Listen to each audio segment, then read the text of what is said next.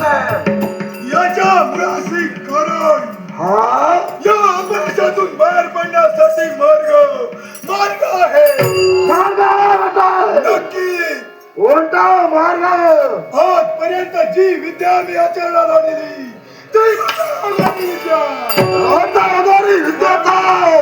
त्या नगारी विद्येच्या युगात तुझ्या मुलीर काय करताय?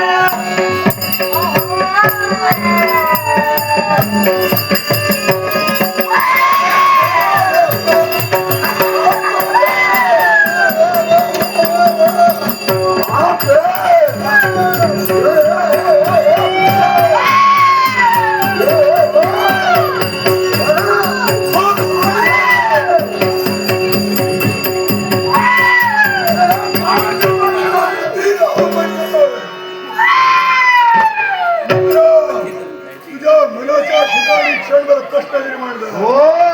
ही कोण आहे? ही काय करणार? मग हिला इथपर्यंत पचन का केलं असेल? तुझ्या मस्तकीला संपवायचे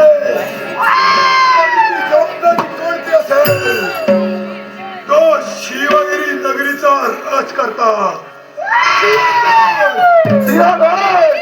याची ती कन्या सुकन्या ही कारागृहाच्या ठिकाणी बंदीवान आहे.